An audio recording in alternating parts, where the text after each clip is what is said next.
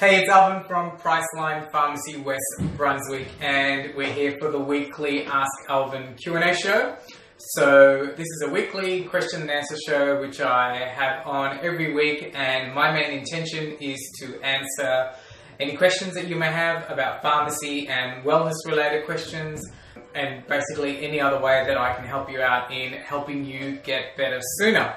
So please make sure that you share this video, and this is a live Q&A session, so if you do have any questions, please come on and put your questions in the comments below, and I'll do my very best to answer it for you. And I've got to do my disclaimer now, so everything that I mention here, if I do mention dosages and medication, because I'm not really sure what I'm going to answer yet from questions that people are asking, please make sure you always read the label and use your medication always as directed. And if your symptoms persist, please always contact your healthcare practitioner or your doctor. And also, all the advice I give you is general advice only, so please contact your healthcare professional for advice pertinent to you and what you're experiencing at the moment. Great, so we've got all that legal stuff out of the way. Trying something different with a different kind of a camera, so give me your feedback on that in the comments below, whether you're liking this angle and that kind of thing. Make sure you comment, like, share, subscribe, give us a review. We'd really appreciate that. Any feedback that we can get on how we can continue to deliver extra value to you, our clients, on this weekly Q&A show about wellness and all things pharmacy, and I will do my very best. So, got my questions up there that people have written in during the week. As I mentioned, if you have a question live right now, jump on. I'll do my very best to answer them for you. Cool, let's get into it. Alright, so the first question we have today is from Bridget, and Bridget is asking why her iron supplements are making her sick and constipated and nauseous. So Bridget, unfortunately, that's a function of iron. So iron does that to us in our body. And yeah, some of us do need iron supplementation, especially women, many women due to their monthly cycles, and also many men do need iron supplementation as well. It just helps the oxygen be transported around the body and gives you energy and helps you feel so much better. But yeah, iron supplements can cause you to get blocked up in the tummy. So my suggestions, I'm always an advocate for diet, so make sure you're getting your green leafies, vegetables in, your spinach and your kale, and all those green stuff. Make sure you're having a green smoothie every day, so that's going to give you some iron in what you're eating, and it's going to work together with the supplementation. So the supplements work a lot better when you're already eating a diet rich in iron as well. So as I mentioned, iron does that because it just blocks everything up. It's a function of the iron, the ferrous part of the iron itself. So unfortunately, there's nothing we can do with that. However, you still need to continue to take iron if you need it, and there are still many different types of supplementation that you can use. So let's go through your options, Bridget. You have iron that comes in a liquid form. So the liquid form of the iron is generally a lot less invasive to the stomach, and it's a lot gentler on the tummy, and in fact it absorbs a lot better as such. So you can use a liquid iron supplementation. Of course, you can come in and see your pharmacist or your healthcare professional, and we can direct you to the right kind of iron supplement for you.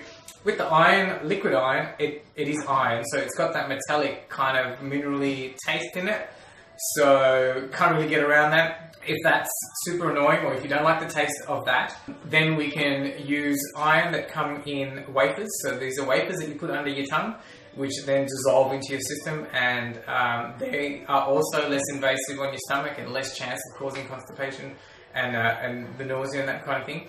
You can get iron in sustained release, so slow release preparations. So they work really well. So they release the iron slowly over the course of the day. You're still getting the dose that you need, you're still getting the effects that you need, but because the iron is being released slowly over the course of the day, it's got a less chance of clogging up your insides as well. So there are many different preparations of sustained release iron that you can get, and yeah, come in and speak to your pharmacist or speak to us, and we can help you find the right one for you.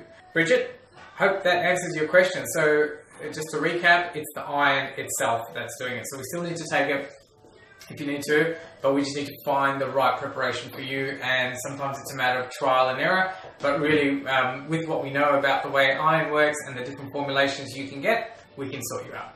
Cool, done. Second question is from Judelle. Judelle is asking, I've just eaten some crabs and I've had a sudden allergy attack. Can an allergic reaction to eating crab happen this late in life? And can I start to eat crabs again? Yeah, I'm so sorry for you, Judelle. It must be so annoying. I love crabs too. But yes, you can develop a late onset allergy / sensitivity to any product, unfortunately, or any food product, any sort of environmental stimulus. And what causes it? It's such a big question. It could be due to the, your body might be undergoing a bit of stress, your gut biosis or your gut bacteria might be out of whack, your immune system's compromised, you may be working too hard, your body's under a great deal of inflammation and stress. All these things can compound the integrity of your immune system, and your immune system goes out of whack, and then it then reacts to these allergens, potential allergens that you put into your system. And so crab is a known seafood allergy, so some people do have specific allergies to seafood or shellfish or fish and that kind of thing. So yes, you could get an allergy to crabs. What do you do about it? It's a really big question. We can manage your symptoms, so hopefully, and you haven't indicated, but we can manage your symptoms using antihistamines, and if it's really severe, you may need to go to the doctor and get some other medication.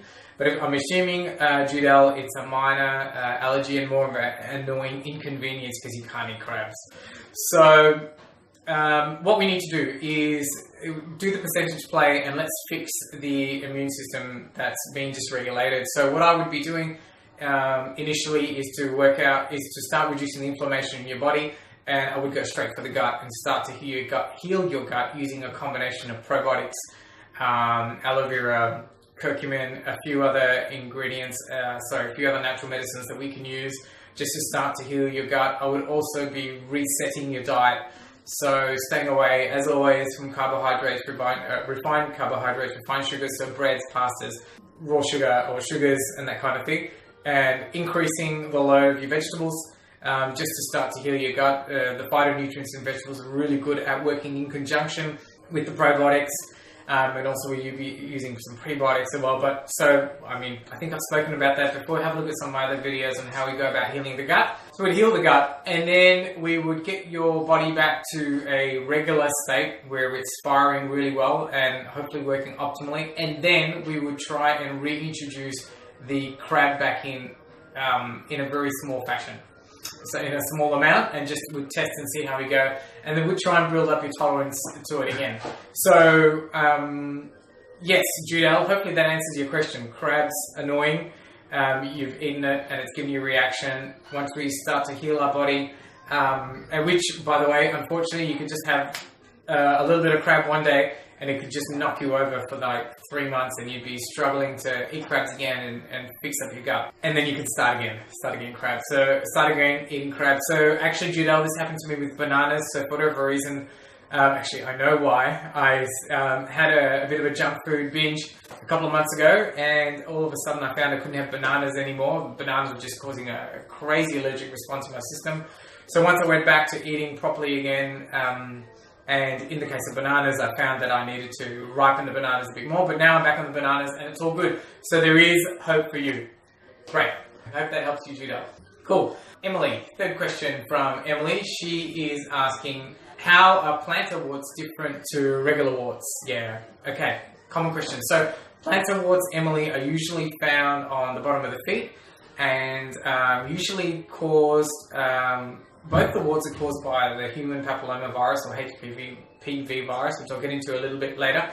And the plantar warts are usually caused by continuous pressure on the feet, or parts of the sides of the feet. Usually find when you're wearing new shoes, something's always pressed up, or constrictive shoes, or if you've been standing all day, you can get a plantar wart, and that's usually what we call a plantar wart, usually on the bottom of the foot. Regular warts usually happen, if they don't happen on the bottom of the foot, then they're like a regular human papillomavirus wart, and they happen on the fingers, on the body, on the top. Plantar warts, usually they go in. So that means the wart develops inside, you're getting a hardening of the skin going into the sole of the foot.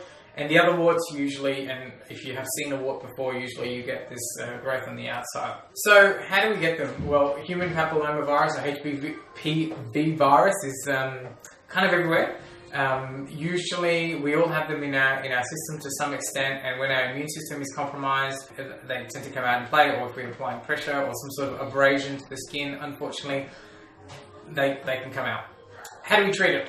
So usually we can use some salicylic acid, which basically just eats away at the skin and eats away at the wart and gets rid of it. And in the form of plantar warts, you can get pads which have got salicylic acid on there and a few other ingredients, so the constant contact will just slowly eat away at the skin. You can also get them in a solution, which when you would treat it on your hands and fingers and that kind of thing, or on your body, a solution or a stick, we can do that.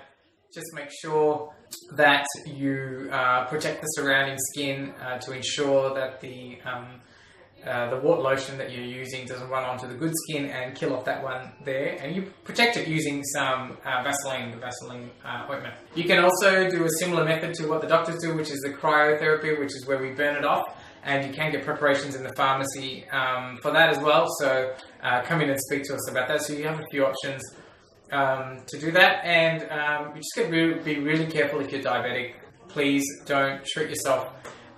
See your healthcare professional, because you risk the chance of getting further infection, because the skin may be broken and you just want to make sure that that gets managed properly. So hopefully that answers your question there, Emily, on how to treat plantar warts. Great.